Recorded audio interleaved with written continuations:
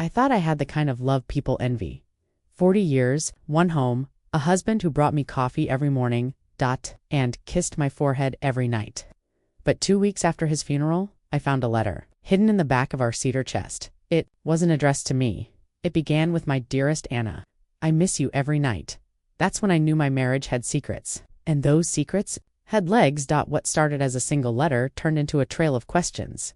Why did he have a second bank account? Who was the strange woman who showed up at his funeral and cried harder than I did? And why did a 20-year-old boy call him Dad? When I never had children, I went searching for truth. But what I found tore my heart apart. He wasn't just my husband, he was someone else's too. And I was about to meet the other woman, the other family, the other life he built behind my back. Before we dive in, if you find stories like this worth your time, the kind that make you feel, that make you think, hit that follow button. Sometimes life doesn't give us closure, but stories do. Now tell me, if you spent your whole life with someone and found out you were only half of their truth, what would you do? I kept rereading the letter like it would change. Maybe I had read it wrong. Maybe Anna was a cousin. Maybe I was losing my mind, but I wasn't. I folded it carefully and sat down on the edge of the bed where we shared 40 winters, and even more summers. I looked at the closet still full of his clothes. His scent still lingered on his flannel shirts. The dent on his pillow was still there. Grief is funny like that. It fills the room when the person is gone, and now, grief had a shadow, doubt. I spent that whole day walking in circles around the house. I'd pour myself tea, then forget to drink it. I opened the refrigerator 4 times just to close it again, and at one point I started talking to his photograph on the mantel. You have 5 seconds to explain, I told his smiling face. 5, but he just kept smiling. That night, I couldn't sleep. I stared at the ceiling fan as it spun like my thoughts. I thought about every moment we shared. Our wedding in the church with the leaky roof, our honeymoon in a motel in Ohio where the shower only had cold water, and that time we got into a fight over a burnt roast and didn't speak for 2 days until he slipped a silly apology note under the bathroom door that said, "Forgive me or I'll starve to death." He made me laugh, he made me believe, and now I didn't know who he really was. The next morning, I opened the cedar chest again. This time, I searched deeper. Under the quilt his mother made, under the birthday cards, I found another envelope. This one wasn't a letter, it was a bank statement. A recent one, an account I didn't know existed, and every month for the past 15 years there were transfers to someone named E. Palmer. I froze. Who the hell was E. Palmer? I called the bank, pretending to be my husband's secretary. I even changed my voice something between Julia Child and a bad soap opera villain. The young man on the phone said, "Ma'am, I can't give you that information." So I tried again, this time with a fake British accent. "Elo, I'm calling from Mr. Harper's estate. Quite urgent, really." Click. They hung up. Okay, maybe I needed a new strategy. I made myself a sandwich and sat down with a notepad. I wrote down everything. The letter to Anna, the monthly transfers, the name, E. Palmer, the strange woman at the funeral. It all pointed in one direction. There was someone else. Maybe even a second life. That's when I remembered her. The woman in the blue scarf at the funeral. She stood in the back, didn't speak to anyone, and left before the service ended. But her eyes, red, raw, like she'd lost a soulmate. And here's the part that haunts me most. When she looked at me, it wasn't with jealousy, it was with pity. It was like she knew who I was, but I didn't know her. Before I continue, if you've ever experienced something that shattered your world and rebuilt you into someone stronger, consider tapping that follow button. These stories find us when we need them. You might want to come back to this one later. Back to the story, I couldn't shake the image of the woman in blue, so I did what any confused, semi-retired widow with too much time and curiosity would do. I asked my neighbor Martha to help me stalk a stranger. Martha is 72, owns binoculars for birdwatching, and has no shame. "You said she drove off in a silver Lexus?" she asked. "License plate ended with 412. I replied. She pulled out a notepad from her purse, like a detective on a crime show. "I'm on it." And off she went with her cat in tow, riding in a baby stroller. At that point, I wasn't sure if I was grieving or starring in my own mystery series, but I had no idea what we'd uncover next. Martha took the silver Lexus lead and ran with it like she'd been waiting her whole life for this mission. "This is better than bingo night," she said, adjusting her oversized sunglasses and flipping open her flip phone. "Yes, she still has one. Operation Widow Watch has officially begun." Meanwhile, I wasn't doing much better. I spent the afternoon pacing the house like a ghost with a to-do list. I kept thinking, what if I was wrong? What if I was letting my grief twist Memories that were once so solid, but then I looked at the letter again. That handwriting, that tenderness, that Neymana, it wasn't mine. It never had been. Later that evening, Martha rang my doorbell holding a half-eaten cinnamon bun and a list scribbled in pencil. She lives 2 towns over, suburban home.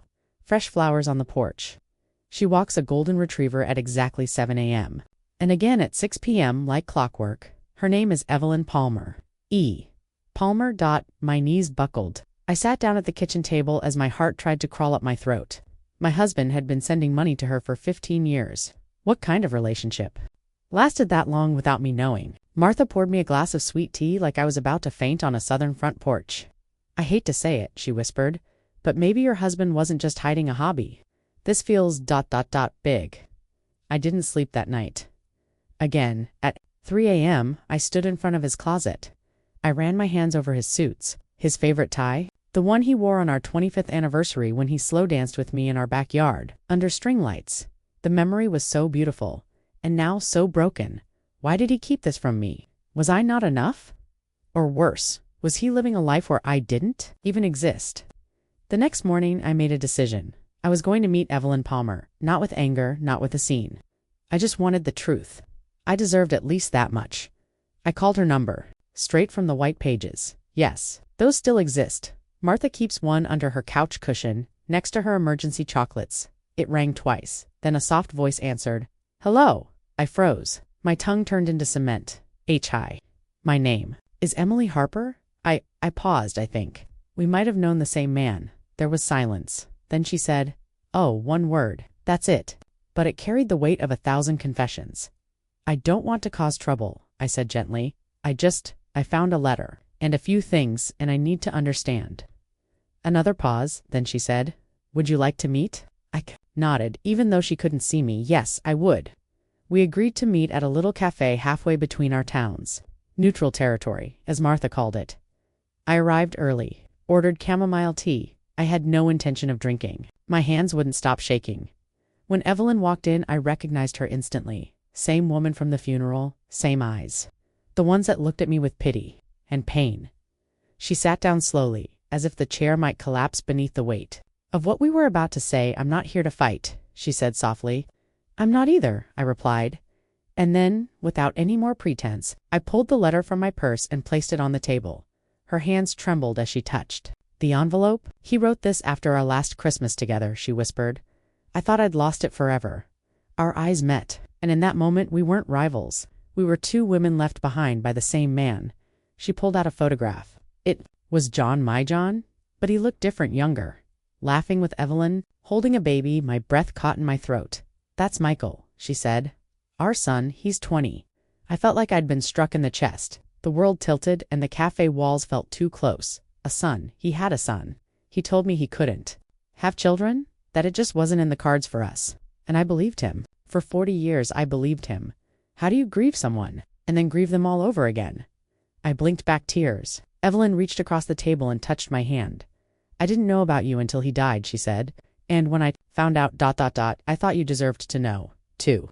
For the first time in days, I felt something other than confusion. I felt seen. After meeting Evelyn, I drove home in silence. No music, no radio, just the hum of the road and the screaming in my head. A son, a second home, a woman who loved him too. It would have been enough, but something still gnawed at me. That bank statement, the name E.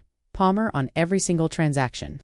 Like clockwork, 15 years of transfers. Not one penny I ever knew about. Back at home, I opened the drawer where John kept his documents. It still smelled faintly of cedar and old leather. I found the checkbook I always saw him use, but this time, I flipped to the back. Pressed between 2 blank checks was another book. Different bank, different logo. One I'd never seen before. My hands shook as I opened it. It was a ledger, handwritten in John's meticulous block letters. Every month for 15 years he transferred the exact same amount, $1,200, and not just to Evelyn. To someone named L.R. Thomas, another to S. McKinnon, and one marked simply as M. I stared at the list. My heart raced. Was he supporting multiple people? Were these ... mistresses? Children? A secret charity? I couldn't breathe. I ran next door to Martha's house, like the place was on fire. She opened the door mid-bite of a powdered donut. You look like you saw a ghost, she said. I think my husband had a financial side hustle that I never knew about. She blinked, powdered sugar clinging to her cheek. That sentence didn't make sense, but I'm in. Show me the goods. Back at my kitchen table, we spread the ledgers like maps of a hidden world. Martha squinted. This ain't just Evelyn. He was sending money to a whole village. What if these are aliases? I whispered. What if he was secretly Santa Claus? She countered. I gave her a look. Fine, but you have to admit, this man had layers. The next morning, we took the ledger to a friend of Martha's, Dale, a retired accountant who spends most of his time playing poker online and brewing questionable kombucha. He looked over the entries and whistled. This is intentional. Everything's calculated. The transfers are split evenly across 4 accounts. Whoever these people are, he wasn't just being generous. He was committed. Committed. That word hit me like a slap. He was committed. To them, to all of them, but where did that leave me? Later that night, I sat in my living room, the fire crackling low. I held the ledger in one hand, the photograph Evelyn gave me in the other. Was there ever a moment he wanted to tell me? I remembered our anniversary dinner 3 years ago. He gave me a necklace with our initials engraved, E and J, always. But now I wondered, was there another necklace out there? One that read J and A, J and E, J and M?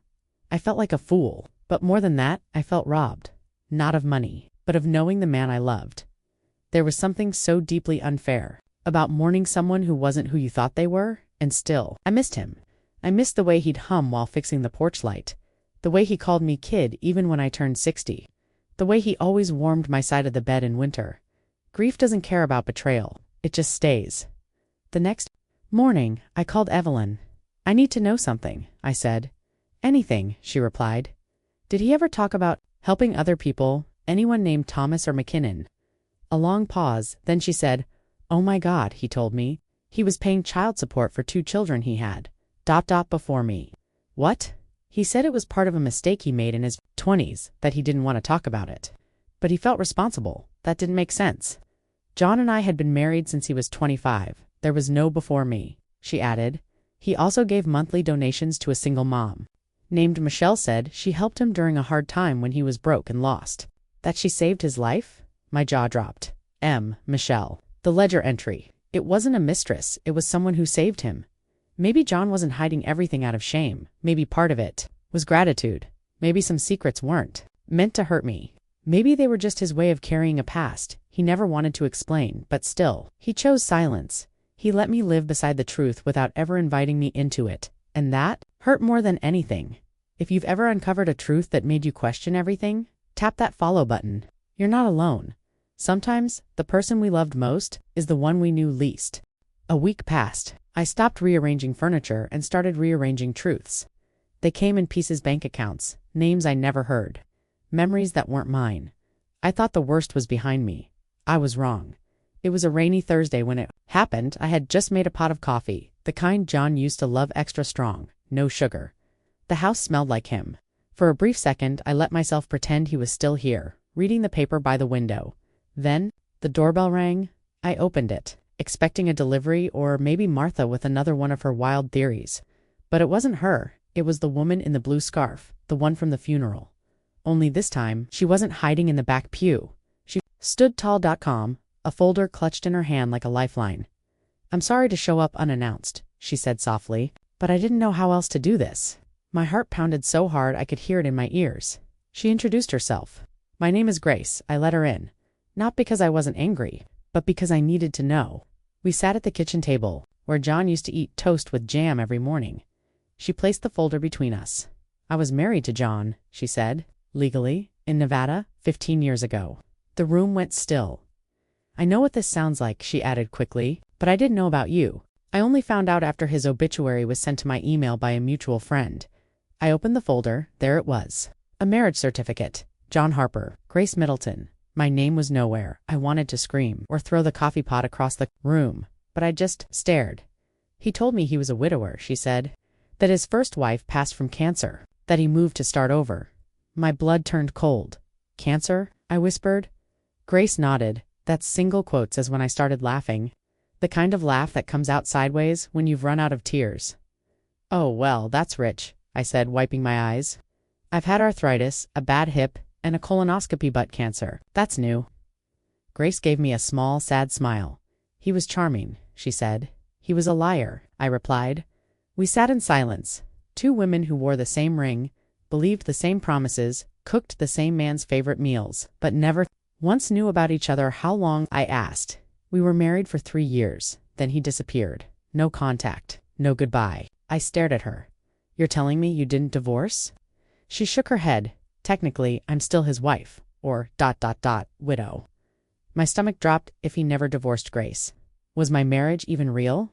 For 40 years I thought I was Mrs. Harper, but on paper, I might have been nobody. It was like my entire life had been a race with one signature that never happened. I felt the air leave the room. Grace reached out, gently placing her hand over mine. I'm not here to fight, she said. I just wanted to say goodbye and maybe understand who he really was. It was strange. I thought I'd hate her, but all I felt was exhaustion. We both loved a man who was never fully ours. He lived like a man afraid of permanence, I said. He kept starting over instead of fixing what he had. She nodded. I brought this for you, she said, sliding a small envelope toward me. Inside was a photo, John Younger, standing in front of a little chapel in Reno, holding Grace's hand, smiling like he just won the lottery. He wore the same tie he wore when he renewed vows with me on our 30th anniversary. He didn't even bother changing accessories. I let out a bitter chuckle.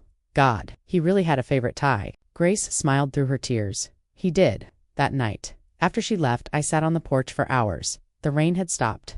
The wind was gentle. I looked at the stars and wondered if he was somewhere watching, and if so, did he feel guilt, regret, or was he just gone? I didn't know which hurt more. If you've ever questioned your own memories, if you've ever looked back and wondered what was real, you're not alone. Tap follow if you need stories that help you feel again. Sometimes, the most painful truth is that love was never what we thought it was. I thought I had reached the limit of heartbreak, that no more truths could surprise me, but life has a way of proving us wrong, right when we need peace the most. A few days after Grace left, I received a letter. No name, just an envelope slid under my door like a ghost had visited in the night. I opened it slowly, bracing myself. Inside was a handwritten note. Dear Mrs. Harper, my name is Michael. I think you might be my father's wife. Or one of them. I don't want to cause trouble. I just need answers. Michael, the name Evelyn had whispered in that cafe. Their son, my husband's son, he was real, and now he wanted to meet me. I sat frozen for what felt like an hour. 40 years married, and the man never mentioned a child, never dropped a clue, never left a hint in all the birthdays, holidays, anniversaries. What kind of man keeps a child hidden for 2 decades, and what kind of woman was I to never know? Martha barged in, as she often does, with a bag of frozen lasagna and 3 kinds of gossip. When I showed her the letter, she blinked, then said, Well, honey, you either meet him or live the rest of your life imagining he has 3 heads. I snorted. I'm not sure I'm ready for either. She put the lasagna in the oven, then poured us 2 glasses of wine at 2 in the afternoon, like it was perfectly normal. Just meet him, she said. He didn't choose this. He deserves a chance. She was right. The next day I met Michael at a public park. Neutral territory again. He was already there, sitting on a bench, nervously tapping his knee. Tall brown hair, same awkward stance John used to have when waiting at the doctor's office. I approached slowly. He stood. Mrs. Harper, he asked. I nodded. Emily, he looked relieved. And lost? I didn't know if you'd come, he said. I almost didn't, I replied. Honestly, we sat. The breeze was gentle. Leaves rustled like a whisper from someone we both missed, and didn't. He pulled out a photo from his wallet, him as a child sitting on John's lap. John was smiling like he did when he used to sneak cookies before dinner. He was a good dad, Michael said. When he was around, that hit hard. I didn't want to hate him. I didn't want to hate the boy, but hearing that my husband, who always claimed he couldn't be a father, had been one, it felt like a slap in the soul. He told me he wasn't ready for a family, I whispered. Michael lowered his eyes. He wasn't. Not really. He'd disappear for months, but when he came back, he tried. We sat in silence. I studied Michael's face. His eyes were mine. But his smile was all John. I don't want money, he said, or trouble. I wanted to know where he came from, what parts of him were real. I swallowed hard. You and me both. He looked at me. I grew up thinking I was a secret, but now I know he had a whole other life. I nodded slowly, and I lived thinking I was his whole life. Turns out I was just a chapter. His eyes welled up. So did mine. Then he said something I'll never forget. I think he loved you, and I think he loved my mom. Maybe not perfectly. Maybe not honestly, but I think he tried. That broke me, not out of anger, but grief. Grief for a man who was so fragmented he couldn't stay whole with anyone. Before we said goodbye, Michael handed me something. A watch. My dad always wore this, he said. Said it helped him keep time in check. He never realized. He was always out of time. I took it with trembling hands, and for a brief second I saw John again. Not as the liar, not as the husband, but as the broken man, who loved imperfectly. If you've ever looked at someone you loved and realized they were a stranger, you're not alone. Tap follow if you need stories that heal by telling the hard truths. Because sometimes, the truth is all that's left behind. Just when I thought I had heard it all, a second wife, a secret son, hidden bank accounts, the phone rang. I was folding laundry, holding one of John's old shirts like it could still warm me. Double quotes, Mrs. Harper, the voice asked. I hesitated. Speaking, this is Margaret Lane. I was married to John a long time ago. I found your number through his estate records. Another one. I nearly dropped the shirt. My condolences, she said gently. I only just heard. I hadn't seen him in decades, but I needed to reach out. Something in her voice made my stomach twist. I sat down slowly. You were his first wife? Yes, she replied. We got married in 1973, young and stupid. It didn't last long. I exhaled, almost relieved. A short-lived marriage. That I could handle. But, she continued, we never finalized the divorce. Silence. Pure, hollow silence. I'm sorry, I whispered. We separated. He moved away. We meant to file, but ... life got busy. Then we lost touch. I assumed he'd filed on his own, but I checked. There's no record. My hands went cold. You're saying you're still legally married? She paused. I think. I might be.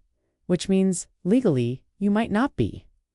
My ears rang. I could hear my heartbeat in my teeth. 40 years. Weddings, holidays, vows, papers, and none of it might. Be real, I didn't mean to hurt you, Margaret added. I just thought you deserved to know. I hung up. Not out of rudeness, I just couldn't breathe. I sat on the floor, surrounded by socks and memories. I looked at my ring. It suddenly felt heavy. For 4 decades I thought I was his wife, but in the eyes of the law, I might have been nothing more than a long-term guest. Later that day I told Martha. She blinked once. Then twice? You mean to tell me you've been living in sin for 40 years? She said deadpan. I burst out laughing through my tears. Guess. I've been a hussy this whole time. She handed me a tissue and patted my back.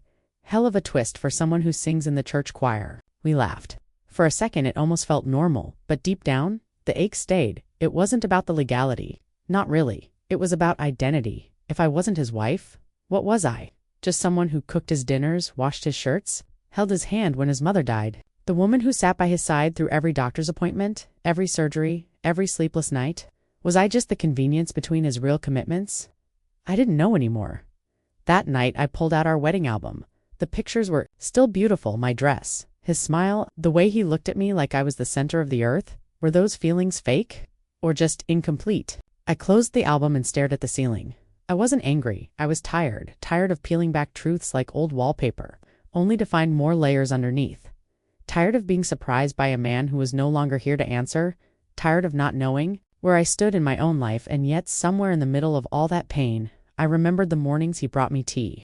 The way he kissed the top of my head when he thought I was asleep. The way he held my hand when my sister died. Maybe I wasn't his legal wife, but I was his partner. In the way that mattered most through time. If you've ever questioned your place in someone's story, if you've ever wondered whether the love was real, even if the paperwork wasn't, tap that follow button, because sometimes, being the one who stayed, is the most real thing of all. I wasn't expecting any more surprises. After the letters, the son, the wives, I thought the well of secrets had finally run dry. Then came Frank. He showed up one sunny afternoon with a bag of peaches and a crooked grin. Emily Harper, he asked. That depends, I said, eyeing the fruit. Are those peaches a peace offering or a warning? He chuckled. I'm Frank. I used to work with John, way back when we were both young, dumb, and allergic to ties. I let him in. Something about his energy felt safe. Like someone who'd shared too many stories over bad coffee. We sat in the kitchen. He placed the peaches down like sacred offerings. I only just heard about John, he said. I'm real. Sorry, he was a strange man, but a good one.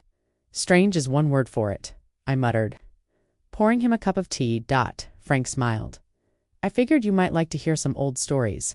Most people don't want to talk about the dead, but I've got memories that'll make your hair curl. I braced myself. He began telling tales, ridiculous, hilarious things. Like the time John accidentally set fire to a microwave trying to reheat soup in a metal bowl, or when he got stuck in a revolving door and pretended it was performance. Art to save face. I laughed so hard I nearly spit my tea. He once glued his shoes to his own feet, Frank said, wiping his eyes. He thought it'd be funny. Spent 3 hours soaking in vinegar to get M off. For a moment, the house felt alive again. And then, Frank said something that made the air change. You know, he always carried that notebook. Little black. One said it was for just in case. He never let it out of his sight. I blinked. Notebook. I had never seen any notebook, and I'd cleaned out every drawer in this house twice. What was in it? I asked. Frank shrugged. No idea, said. It was for the people left behind. He joked. It'd probably confuse you more than help you. My heart skipped. What did it look like? I asked. He described it exactly. Black leather cover, red ribbon bookmark, tiny gold initials -J.H. It wasn't in his dresser, not in the cedar chest, not in the safe. But Frank's words echoed. In my mind, for the people left behind, that night I tore the attic apart. Dust, cobwebs, old Christmas lights that hadn't worked since 1999, and then I saw it tucked in an old shoebox under a pile of flannel shirts. The black notebook. My hands trembled as I opened it, page after page of his handwriting. Some pages were just memories, little entries like M burned the chicken again. Told me to pretend it was Cajun? I did. Best damn Cajun disaster I've ever had. Or, she snored so loud last night I thought the roof would collapse. I wouldn't trade that sound for silence. I laughed. I cried. Then I turned a page and everything stopped. If you're reading this, I'm gone, and I'm sorry. Not for dying. For lying. I never wanted you to find out this way. He wrote about Evelyn, about Michael, about Grace, about the first marriage he never ended. But then he wrote this. I kept the truth from you because you were the only part of my life that was real. I thought protecting you meant hiding the rest. You were my safe place. You were the only home I ever had. I pressed the notebook to my chest. He wasn't just hiding secrets. He was hiding shame. Not because he didn't love me, but because he loved me too much to risk losing me. I read until the end. The final page said, Don't waste your grief on my mess. Laugh when you remember me, and for God's sake, don't throw out Frank's peaches. He paid good money for those. I laughed through tears. That notebook didn't fix the past, but it gave me something I hadn't felt in weeks. Peace. If you've ever discovered a hidden truth, but still found room in your heart for grace, hit that follow button. Sometimes healing doesn't come from answers. It comes from understanding why the questions mattered in the first place. A week passed after I found the notebook. I read it every night like scripture, each line a tiny thread stitching my heart back together. But there was one thing I hadn't done yet. I hadn't spoken to Evelyn.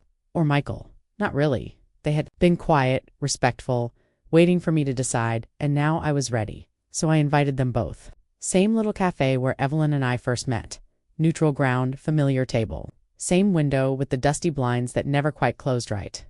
I arrived first. Evelyn walked in minutes later. She looked tired, but soft.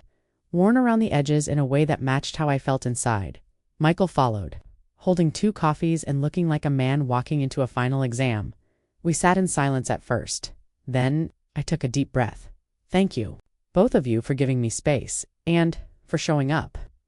Evelyn nodded, her eyes glistening. I wasn't sure you'd want to see us again. She said, I didn't. Not at first, I admitted. But then I realized I wasn't angry at you. I was angry at him, and honestly, I was angry at myself. Michael shifted in his seat. You didn't do anything wrong, he said. I didn't ask enough questions, I replied. I wanted to believe the version of John that made me feel safe, but he was more complicated than I ever let myself see. Evelyn reached into her purse and slid something across the table. A small photo it was of John older, gray-haired, sitting between Evelyn and Michael, grinning with his eyes crinkled. I thought you should have this, she said. It's not your John, but it's part of him. I looked at it, and for the first time I didn't flinch. That smile, I whispered. He always looked like he was getting away with something. Michael chuckled. He probably was. We laughed gently. The kind of laughter that doesn't erase pain but makes room for it. Then I said something I hadn't planned. I want to know more about him. Your version, your memories. Not to compare, just to complete the picture. They looked surprised. Then relieved. He loved peanut butter on pancakes, Evelyn offered. I always thought it was disgusting. He used to take me fishing, Michael added.